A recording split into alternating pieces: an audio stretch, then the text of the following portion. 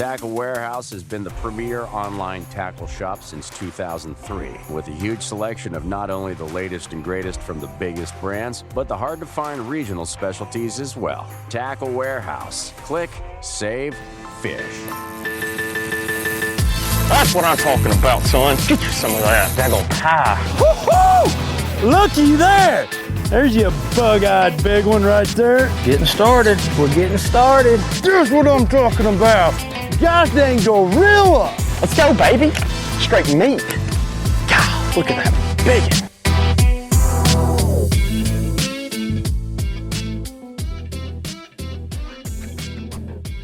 All right, welcome in everybody to the BAM Pod. I'm your host, Big Ed, and on the line tonight, we have got the winner of the last Columbia River event up there at Boardman, Oregon. It is Mr. Conrad Demecs. He comes to us from Phoenix, Arizona, and I'll tell you what, Conrad, welcome to the show, first of all. Thank you. I appreciate it. Happy to be on. Man, you were a quiet guy, and you're a person who has, I mean, you kind of, I do a lot of research. I do some research before this. I won't say I do a lot of research, but I do some research before this. And I had known that you won one of the Western Divisionals back in April 23. You know, you won a Toyota MLF series on the Delta. Yep. On California Delta, I'll say that. Sure, yeah, right. But I'm on that stage and I'm announcing all the time, and I see you up there, and I'm going to be honest. I kind of pay attention, but I got so many people going through my head that if you're not first, I don't necessarily know where you end up. Sure. And it didn't really dawn on me that we've had 3 events. We've had Arizona, Yuma, Arizona. We were at Lake Martinez down there on the Colorado River. Then we come back up to Lake Almanor, and we fish there. Then we go all the way up to the Colorado River, and you've had a 10th place down in the desert. You've had a 9th place in Almanor, and you had a 1st place here. You are definitely a force to be reckoned with. That I think you're playing it great, man. No one knows who you are yet. Yeah, right. Yeah, no, I kind of just like to keep to myself, hang out with the family, and go do the work that's got to get done, and come back and do it again the next day. So I try not to get in all the drama and all that stuff. I'm just there to fish. So, well, I will give you this, man. You are doing it, and you're doing it well. So, gosh, congratulations! I did a bunch of success, and that's really good. But we want to talk about this recent tournament, and it was an interesting one, to say the least. The Pro-Am that was up there was the last day was almost canceled for no reason in the end, because the wind didn't end up blowing until like 3:00. This one was a little different in the fact that it was almost canceled on the last day again, because of that wind up there. And we made the decision. Mark and Michael got together. They made a decision about, okay, we're going to cut it a little short. 1:30 weigh in. Guys can come in and weigh early if they feel like they can't get off the water. I think everybody except for actually the leader was the only one who came in a little early. He had a long run. He had to fight a lot of things, and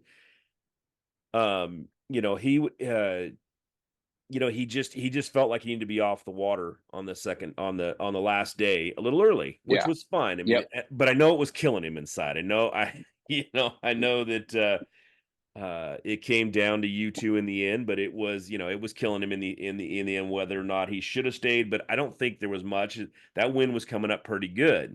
So it was definitely a little interesting kind of tournament. Was there any part? I mean, day 1, day 2 was absolutely beautiful, right? You went out there. Let's just start with day 1, because it's day 1, so let's start there. And then you went out. How was the fishing overall when you first got there? You've never seen this water before. Were you surprised at all by what was up there? A little bit. I had done quite a bit of like map studying and stuff, leading up to it.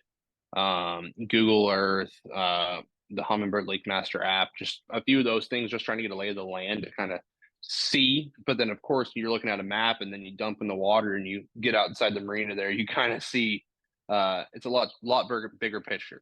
So first thing I did is I just ran up to an area called Patterson.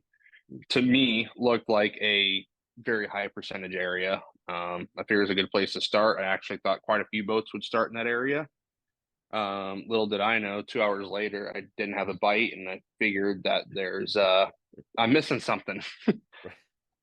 So that was not good. That's how my first morning started. I didn't have a fish till, gosh, I think 7:30 or 8 o'clock.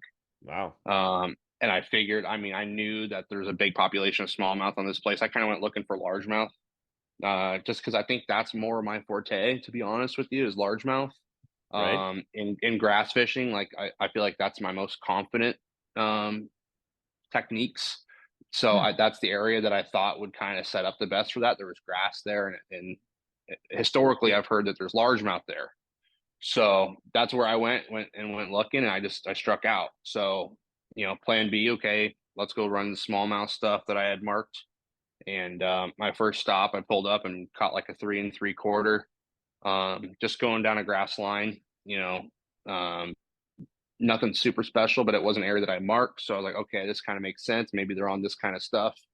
And then really just from there, the ball just kept rolling for the next 3 days.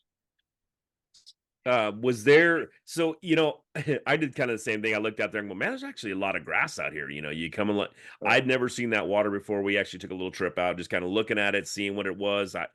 I wanted to see. I mean, there's a lot of rock in there. There was a lot. I mean, there was a lot of good structure, and the amount of fish was absolutely amazing to see. There was, you'd throw out and something would come up and hit your bait, and there'd be 6 others with it. It's like, holy moly, this is crazy to see. And all smallmouth in that 3 to 5 pound range, right? I mean, it was a good fishery that way. When you're talking about a guy, here's you coming off the, grass area, you're looking for largemouth, and at what point was it just like abandon that completely and the smallmouth are just going to bite? Let's just go after that. Was it just like, hey, you know what? I love grass. I love to punch it, or fish around it, but you know what? This is going to be smallmouth. Was that pretty early on the day? Or, I mean, you said 7 or 8, you didn't even get a bite. So yeah, that was about the time, about 7:30, 8 o'clock. It's probably 7 o'clock, 7:30. I left that area. So I gave it a good 2 hours. I figured if one was going to show itself, it was going to be within the first hour or two anyway to give me a clue, and it didn't happen. So it was pretty easy to make that decision. And then you start running around, and you see all the guys out offshore. And, I feel very comfortable doing that as well. I'm very confident in my electronics and finesse tactics. And, I felt comfortable out there as well. So I started running that 7:30, 8 o'clock, like I said, pull up, caught a really good one, and just stuck with the smallmouth after that. was it, now you said in there, I kind of slowed down through a little more finesse stuff. Was it like, hey, I went out with spin bait casters in hand, and I'm power fishing and that sort of thing? Did you put all of that away, or did you and just pick up the smalls, finesse bait, break out a spinning reel and go to town, or did you still just adjust the way you were fishing for those the bait caster? Exactly. So both. I had probably 15 rods on the deck all 3 days. Oh wow. I'm a rod guy. I love having a bunch of alpha angler rods on the deck of my boat. It's just like if you're fixing a car, you don't want to run back in the garage and get a 10 millimeter out when you need one. So I like to have them all sitting right there, ready to go. I don't want to be monkeying around looking for something. If I want to pick up a Carolina rig, I want it right there. If I want a big walking bait, I want it right there. If I want a jig-headed minnow, I want it right there. So I had a bunch of rods that I knew were probably going to be, just baits I was going to be throwing. And, I mixed it up. I caught bait or fish on probably 4 or 5 different baits every day, from a big walking bait to, a little jig-headed minnow. So, and everywhere in between. Wow. It just looks like a fun fishery. I want to definitely myself want to go back up and try that thing out again. But, when you're talking about so you were basically throwing topwater. How long, when that wind came up, was the topwater completely dead, or I heard it was actually still there on day 3? Yeah. Funny. So day 3, I had my entire bag in like the first 45 minutes. Oh, wow. I So I you pulled up. Yeah, I caught 3 on an A rig, but this area was special because they would come up in school very quickly, like 10 to 15 seconds. They'd come up and blow up on bait. And the first 2 days, they were good ones. They're like 2.5 to 3.5 pounders. Mhm. But for whatever reason, I don't know if it was the wind, got those bigger ones up and available and just easier to catch. But my 2 biggest ones, I think, were on the top water that last day. And they were, right in that 4.25 range. So, Ooh, those are yeah, good it was just, smallies. yeah, and especially when they blow up on a walking bait, that didn't suck. So, Yeah. Yeah. the unfortunate part, they both had one treble hook, their back treble hook Oh. right in their nostril, and that was watching them do that and swinging them around the boat and just trying to get an extra hook in them and then going down to scoop them with 9 hooks hanging out on a crazy river smallmouth was definitely a new experience for me, but it worked out. But yeah, I mean, walking bait was top water. I threw it all 3 days. Day 2, it was probably the most important. At my entire weight, actually, day 2 Yeah. was on the walking bait, I believe. So just down a grass line that I'd randomly pulled up to. Wow. I and I want to talk a little about that. The whole first day, second day, making it. What did you? At, I I very rarely get to see how guys make it in. I only Mhm. I'm on the stage. I don't see the numbers or anything like that. Did you make it in on keeper count? Did you make it on weight? I made it in on weight. Okay, so you Yeah, were on I weight. was At what point, very low. or was there anything in there that you were trying to? Yeah, were you trying to get keeper count at all, or was it just like, Not even hey, close. no, it was just Not I'm even going close. out there after big fish. I didn't even have the option. I honestly just did not catch a lot of fish. Like these guys smoked them. Like guys like Colby and Jake had over 100 keepers. I think I had Yeah. 30 keepers for 2 days. Wow. But I figured something out to where I could kind of generate some bigger bites, and I found an area that was special that had some, several 4 to 5 plus pounders. So that's Mm. just kind of what I was able to do, and then the conditions set up good on day 3 to catch them. That's really the gist of it. How have you liked that format? I mean, I know guys, pretty much everybody I've talked to has said they absolutely adore this way of doing this thing. But the whole keeper count, weight sort of thing, is that in your wheelhouse? Do you like it? I love it. I love Okay. it. I'm very big on adjusting on the water, on the Mhm. fly, conditions, specifically. I think that's a very big part, especially being successful on the West Coast with a lot of the clear water and stuff we have. I think adjusting during the day to the conditions is a Yeah. big part of a lot of guys' success. And I think being able to adjust throughout the day in a keeper versus weight format, um, is big too. If I pull up to a point and I'm like, hey, there's 40 dots down there, I might be able to rope them on here. I might stay on that point versus in a regular event. I might catch a couple 2.5 pounders and get out of there. So it definitely mixes thing up, and there's a little bit more strategy to it, which I like. Okay, that's what I like to hear. That I mean, it seems to be going well.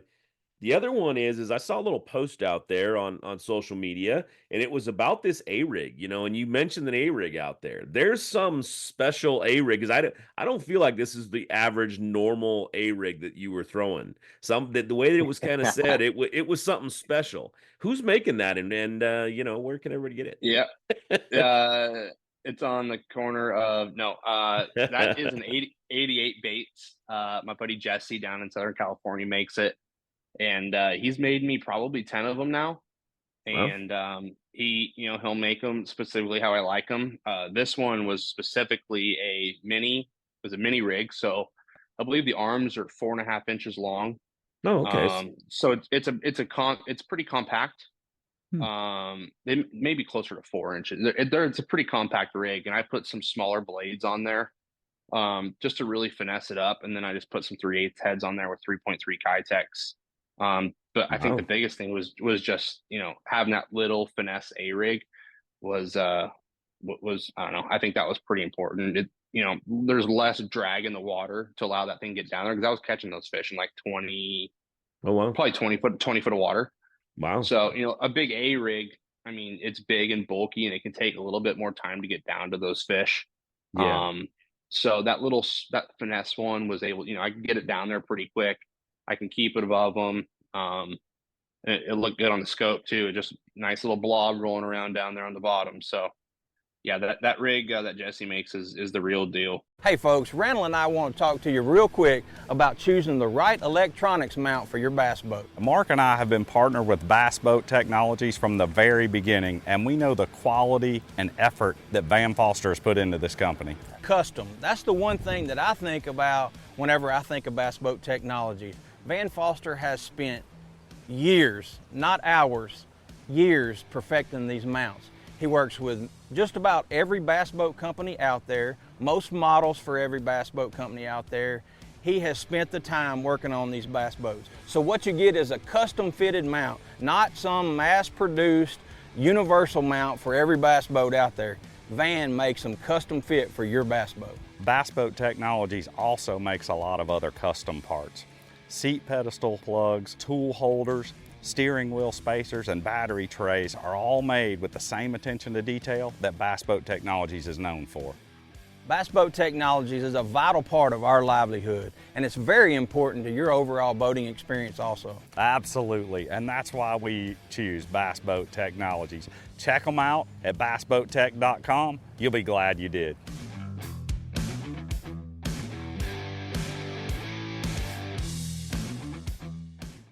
Okay. Were you catching just one fish on it, a couple fish on it? Was it, how were they eating it? Because I know there was so many fish when I went out there. It was like there were so many fish ganged up and schooled up in big little, or in little wolf packs, basically. Were you catching more than one on that thing at a time, or no? It's funny. You would think so, but Oh. I think I had 4 bites on it off that Oh, wow. spot. I think it was more specifically the spot was special. There was just big ones there is really all it was. And yeah, I think I got 4 bites on it. That was it. I mean, they all had several with them and they were Yeah. all big, but yeah, I didn't go up there and just blow through 100 fish to try to catch a couple 4-pounders. It was like, if I got bit, it was a 3.5 to 5-pounder. Wow. That's crazy. Yeah. You talked about you were throwing the top water a little bit over the edge of the grass line. Is that what you were focusing mostly on, was grass lines, or were you hitting rock piles? I mean, what was your like your key, that one area you were just talking about? What was the key to that whole thing? As far as Well, so I had a few special little areas. That was definitely the most special just because the quality. Mhm. But I had another area that had a lot of 3.5-pounders in it as well, but I didn't catch any like 4.5, 5-pounders. So I never even went there on day 3 just because I knew I needed probably 20 pounds to win. So I stayed on that one area. But the biggest thing for me was finding where current would swing and hit a bank, or swing and hit an island or a point or whatever that was, but it had to have current related to it. So like I would find an area where the current would swing around and maybe hit the edge of a point. Yeah. And usually where that was up on the high spot of that, there'd be grass. So that was just a real easy area for those smallmouth to set up on that grass line, block the current and feed, be able to go back into the grass. So on that situation, I would just bomb down with the top water down that whole grass line.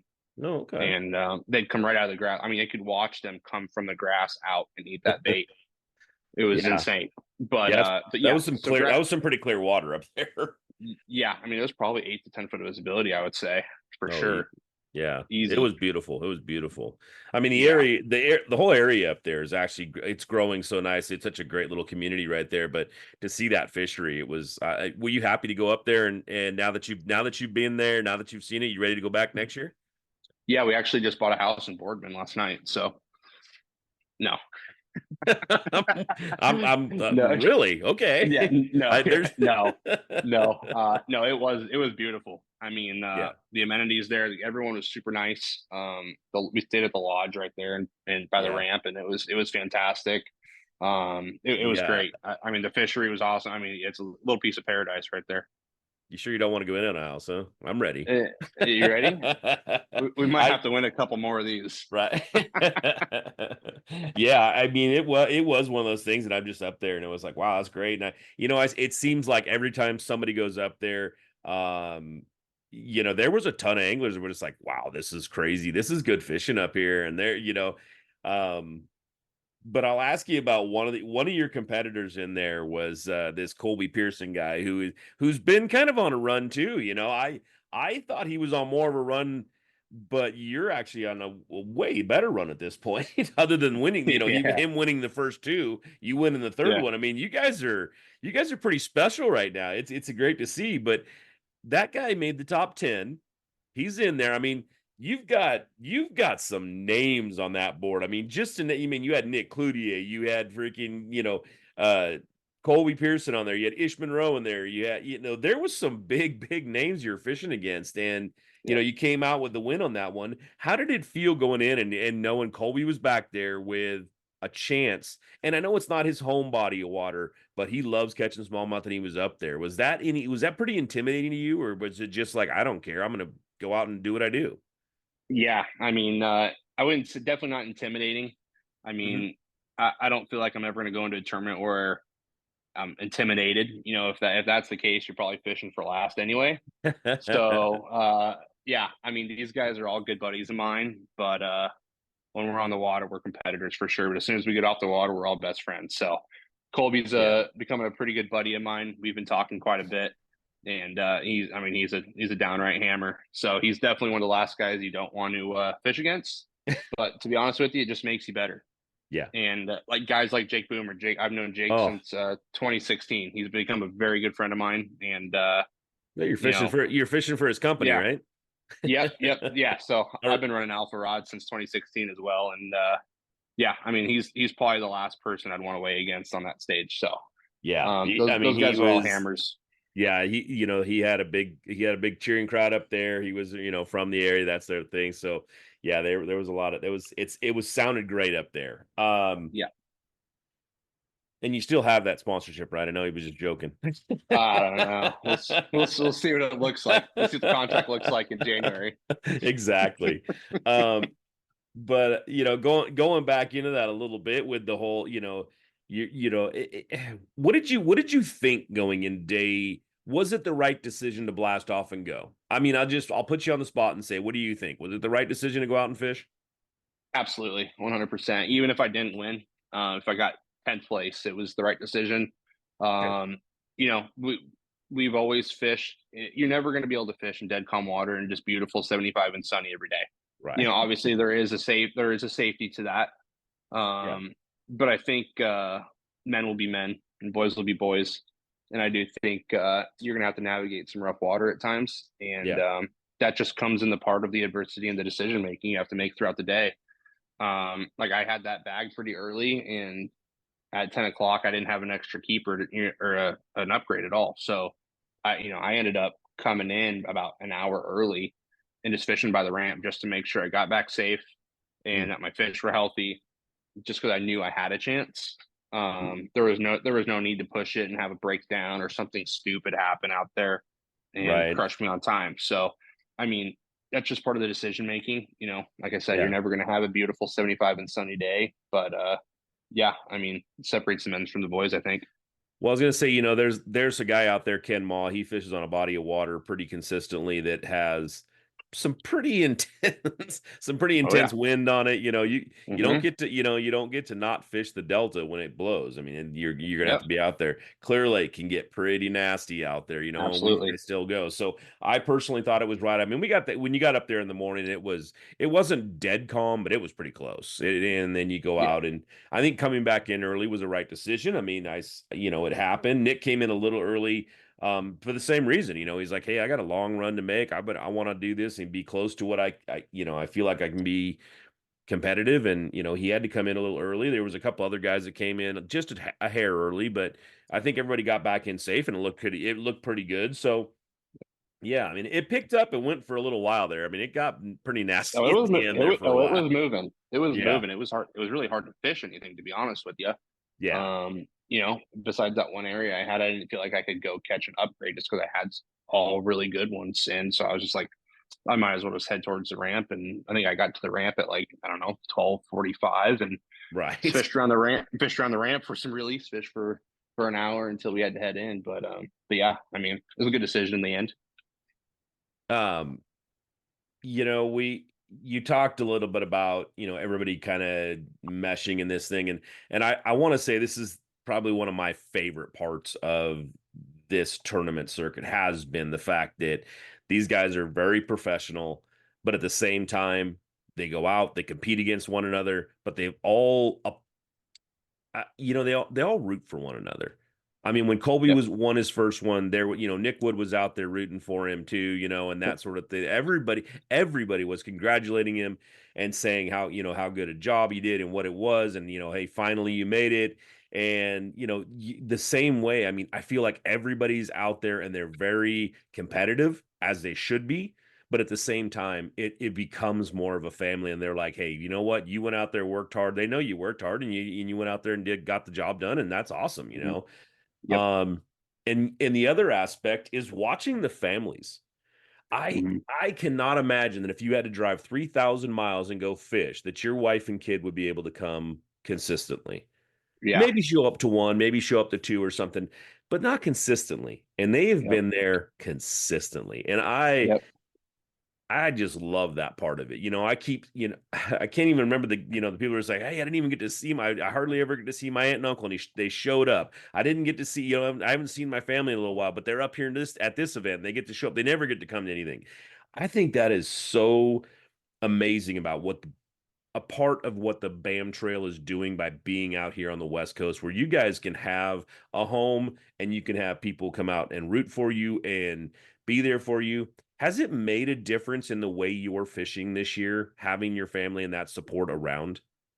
Yeah. I mean, there's no doubt about it. I mean, if I'm obviously we got a little 1-year-old, so if I'm not if I don't get to get off the water and get to see him and Maddie, then it's like, oh, I guess I'll shoot him a text and call him when I get off the water, kind of thing. But having them at the ramps and all that, and be able to go out to dinner and still be a dad when I get off the water is 10 out of 10 recommended. Yeah, I'll bet it is.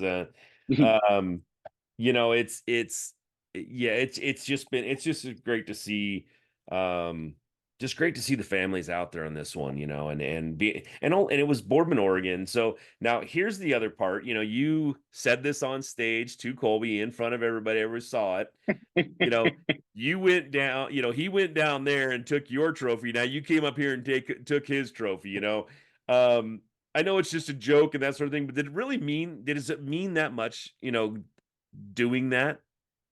I mean, I think there's a little bit there, right? Right. I There's a mean, little competition in there, right? it's definitely crossed my mind on day 3. I was like, man, we might get a little payback. Do they bring this one back to Arizona? That's awesome. Has anybody down there? I'm trying to figure out how to do this, but has anybody down there really reached out from the area and said, "Hey, man, I saw your win. I saw you've done this, and this is pretty cool up here." Oh yeah, I mean, my phone's been blowing up since I left Boardman, so a lot of calls, a lot of texts from people from up there, even that were watching the weigh in, to Nice. friends and family down here that were watching, and sponsors of mine and all that good stuff have all reached out. So it's been special. You don't get a lot of these wins, so you got to take them for granted. You can't take them for granted. Yeah, you can't take them for granted. But and yes, this is. I mean, 2023, April 2023. That was a little ways away. Now you're in. I don't even know what month we're in half the time.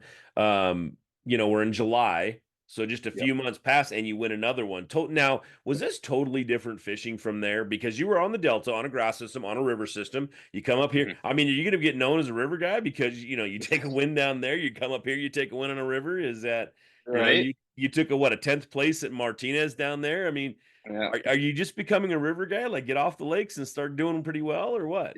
And, I prefer to fish a lake every day of the week. We like my home water is Lake Pleasant. Roosevelt Lake as well. I've cut my teeth fishing those 2 lakes for the last God knows how long, and we don't have current up here. I don't honestly. The first time I probably ever fished current was like a old FLW event back in probably like 2015. And it's to just run to the Delta, for a tournament here and there. So it's not like I'm very vast in current fishing or river systems or anything like that.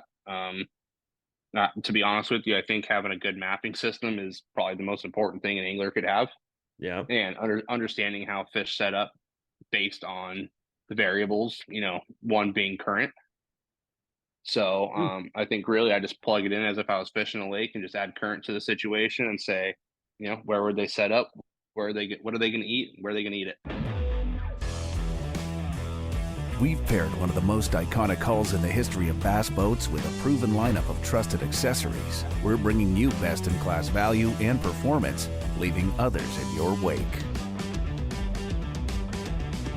Turnkey value, turnkey performance. The Pantera 2 is an overachiever in the 19-foot category. Once you hit the throttle, you'll feel the rush, and there's no looking back.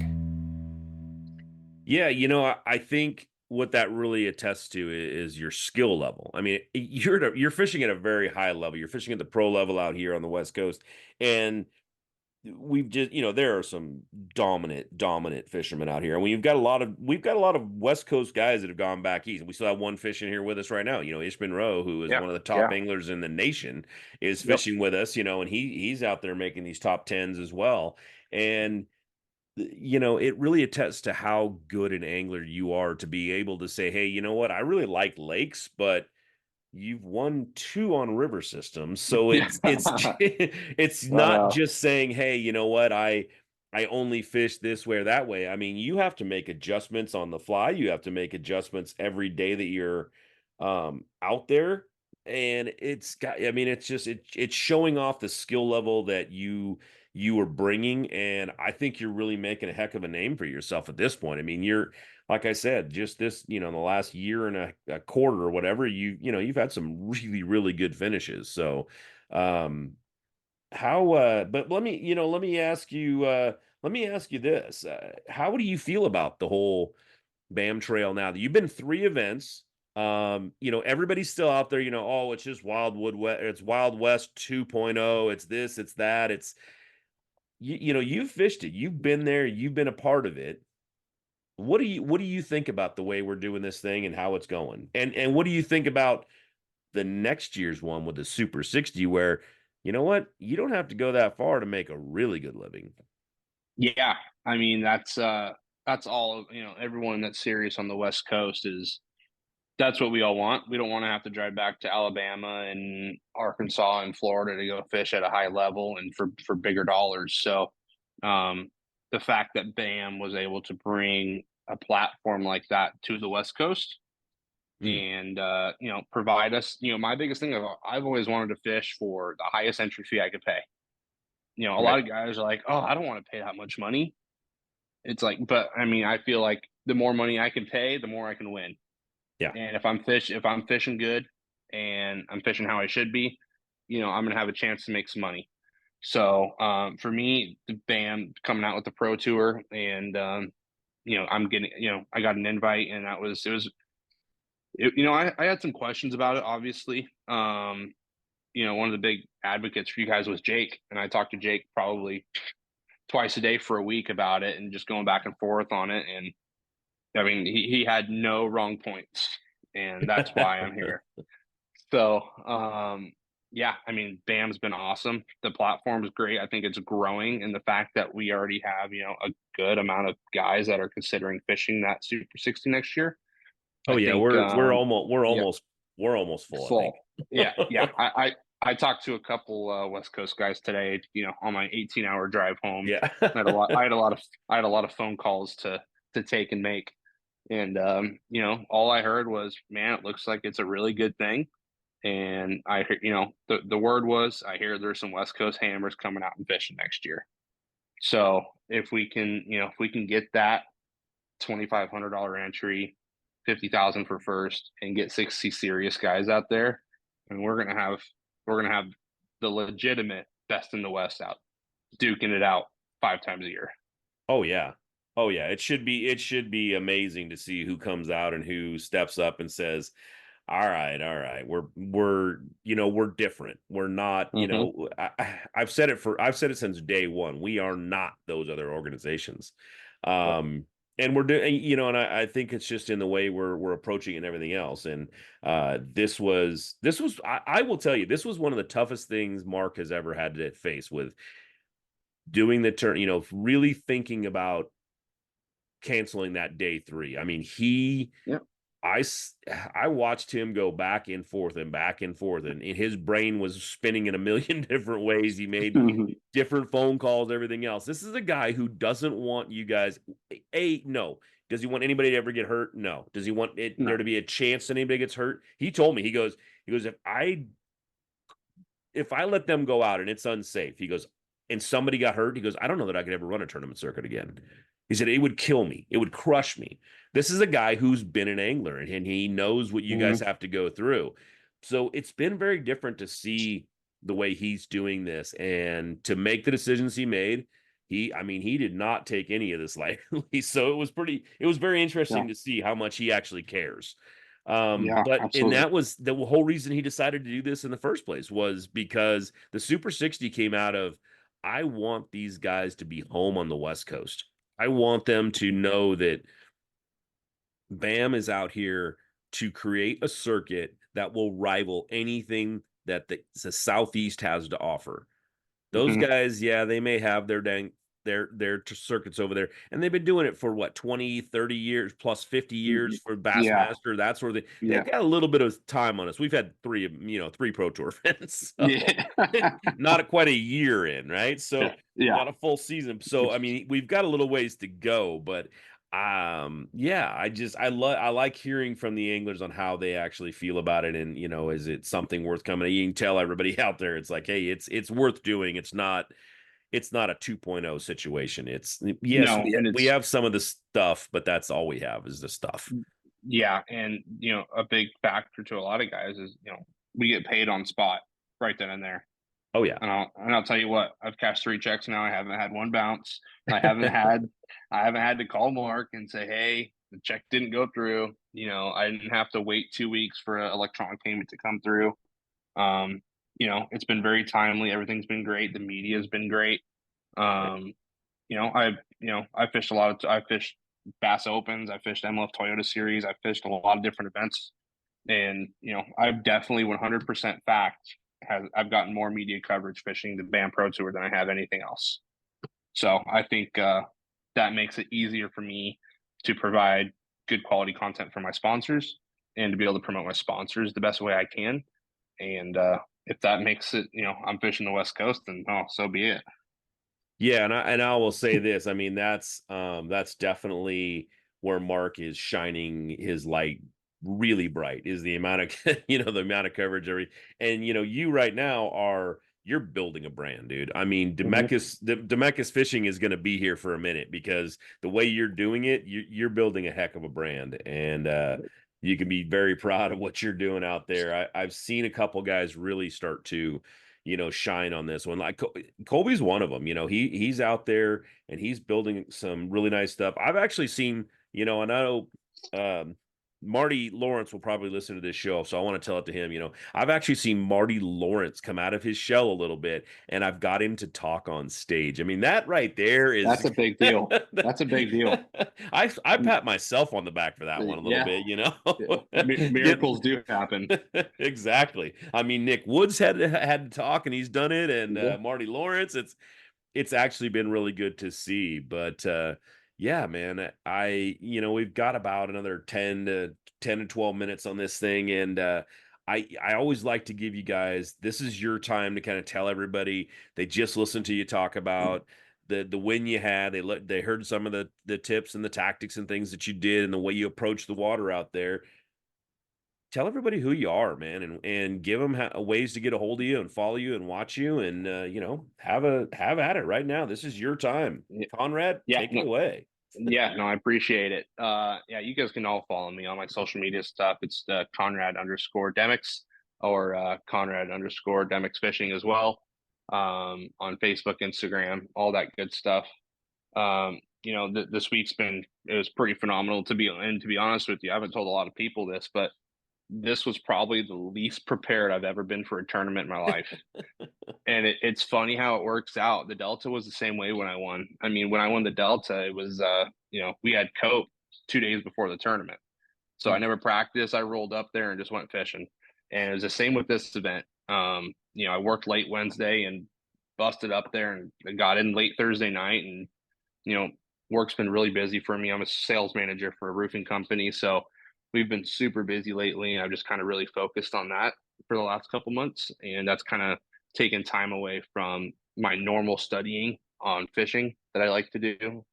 So I was very ill prepared for this event, to be honest with you. And I was so ill prepared. You want to hear a good story? Sure. Real quick. So I'm coming down the hill heading home last night. It's I don't know, 8:30, just about to get dark. And I look in my side rear mirror and my trailer's smoking. And I said, "Oh, cool. All right. Well, I'll pull over."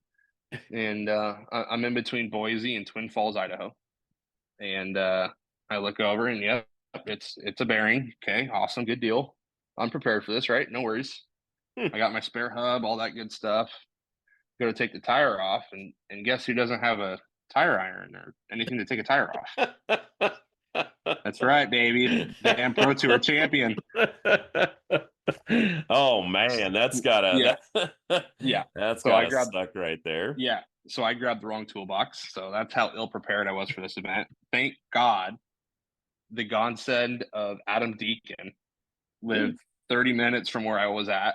And I shot him a text and he was to me in 45 minutes and we got it all squared away. But I owe him a huge thank you and probably a couple ice cold adult beverages. But that also is a testament to the fishing community as well. I mean, obviously we all fish against each other and, I could pick up the phone at 9:00 at night and call a guy like that. And he's to my truck in 40 minutes with help. So that's awesome. That's awesome story. Yeah. So Adam, I owe you one. But yeah, side note. So yeah, I mean, like I said, I'm a sales manager for a roofing company. So we're super busy. They're also my title sponsor, TSM Roofing here in Phoenix. So they've been, I probably wouldn't be fishing this trail if it wasn't for them. It is not cheap, especially with a young family, and bass boats aren't cheap and tackle's not cheap and all that entry fees aren't cheap. And so I'm very thankful to have the companies that I do and that support me. TSM Roofing, Schaefer Oil's another big one. I've been running Schaefer lubricants for the last 3 or 4 years now. All the fuel additives, all that good stuff I keep running in my boat. And they've been a huge help. Aspect Electrical, I work with a lot of local contractors here. And for me, I feel like that's the best way for me to give the best return to my sponsors. Is it's easy for me to sell work to guys that want to work. And the roofing company, electrical, plumbing, all those kind of trades. It's easy for me to provide a return to those guys. So A1 Plumbing, I work with them I do some work with them as well. I'm able to, help them out. Leads, being in the roofing industry, we handle a lot of problems from the roof down. So we get on the roof and handle things. And then, Miss Jones also has a leak in her toilet or shower's not working or something. So yeah, that provides a good opportunity for that. Also Wicked Bass Company, I work with them, clothing line. Daiwa, I've been with Daiwa for a couple of years now. I ran, this week I caught them on a Daiwa, using a Daiwa Exist and a Daiwa Tula. Those were, I use those. That Daiwa Exist is so great. Yeah. I mean, it's a pretty penny. It's not a cheap reel, but I haven't seen or felt a better drag. And for me, when I'm throwing, 7-pound braided line to a 5-pound leader on 5-pound smallmouth, I want the absolute best drag I can have. Yeah. And the Daiwa Exist for me is that. Then paired with an Alpha Angler. I mean, I've been with Alpha Angler since 2016 as well. The DSR was the rod I used for, my finesse tactics, along with the wide glide for the Alabama rig. So those were really the two big baits for me, or setups for me. But yeah, I mean, that's pretty much it. I'm just I'm just a guy that's out here to fish, and if I can Yeah. make some money doing it, great. You know. Well, this Yeah. year, there's 3 top 10s means you took home a check every time. Yep. First place was obviously is a great one, and it's a good one. It's a great way to get out there and kick that off a little bit more. But it's yeah, I mean, there's a living to be made here coming next year for sure. Yeah. No, I'm looking forward to that. Sign me I up. Yeah, I think there's so many people out here that are, if you don't know what the Super 60 is and you're listening right now, do your research. And if you have any questions on how to get there, you have to go through the pro-ams and qualify. That's how you're going to make it up in there. That's going to be our qualifying platform. Because here's the deal. The way that it's been explained to me is that there's going to be 60. And at the end of the year, 10 drop off and 10 move in. So you have to fish, and you've got to stay at the top of your game to be in there, which is how it should be. I mean, I don't know if you agree with that, Conrad, or not. 100%. 100%. I want to fish against the best of the best. If I'm going to fish at that level, I want to fish against the best of the best. So yeah, kick the bottom 10 out, bring the top 10 in. If you don't like it, go requalify. Yeah, exactly. Keep or and I'm guessing that once they taste it, people are always going to want to requalify. It's going to be tough to be down there and know that you're on that boat. If you're 50 going in, it's like, I got to do this, I got to do that, just to qualify or to keep up in there. It's going to be really, really, really interesting, in my opinion, to see how this goes on that track, and it'll make for good TV too. That little drama to the cut line, you know what I'm saying? Yeah, I was going to ask you that. How did you like the show down there in Martinez? I'm sure you've gotten to watch it now. Yeah, it was great. Looking forward to Almanor. I know they were in my boat quite a bit. I had a pretty good event there too, so I'm looking forward to seeing that show. And again, I mean, that's just great stuff to be able to send to my sponsors to be like, hey, we had this many touches, this many views on this kind of stuff. I mean, their products are being shown, and yeah, I'm looking forward to Almanor, and then obviously I think the Columbia will probably be a pretty good show. Oh, I think so. I mean, you got a first place at it. What's your social media platform? Is it Conrad Demecs Fishing or all the way across? Yep. Okay, cool, man. Well, hey, you know what? We'll wrap this show up. And again, I always say this, if you haven't learned anything, please go back and re-listen to the show, because Conrad just dropped a bunch of knowledge on you about how to, attack the river system and up there in Boardman, Oregon, but hey, you can follow his stuff. You can follow him along. And, I mean, I think there's plenty of knowledge out there that he can teach you. Those 88 baits sound really interesting. That A-rig, when he put that up there on social media, I was like, that's pretty interesting right there. So yeah, that'll be an interesting bait to see for sure. Anybody out there, it was 88 baits. So his secret's out right there on that one bait. And, hope you can. How many times are you going to say it? I'd say how many? Yeah. 88 baits. 88. Yeah. Say that 88 times. Yeah, I got it 88 times to go. But it's one of those things that, hey, hope you can keep them on the shelf now. It's pretty good. Conrad, again, thank you for doing the show. Thank you for, coming out and catching a bunch of fish and winning a tournament, man. You did a great job up there. I always love to see the wife and kid up there, and I don't bring them up on stage anymore because I always cry when I'm up there. But you'll see that. You'll see that on the Almanor show. Yeah, I think you like to see him. I don't think he likes to see you. Exactly. It's a love hate. Well. He'll grow on you. Yeah, I was gonna say he'll grow up, and we were already sharing hamburgers and stuff the next night. Yeah. So we'll he'll grow up, and I'll have that as a nice little thing I can ward over him as he grows up. Yeah. Yep, it'll be Uncle Ed in no time. Don't worry. Right, exactly. All right, man. Well, thank you, Conrad, again, and everybody. Thanks for tuning in. I hope you enjoyed the show, and we'll see you in a couple weeks with a brand new angler, and it's going to be a good one. I got somebody I'm working with right now, so yeah, it'll be another great angler. All right, have a good night.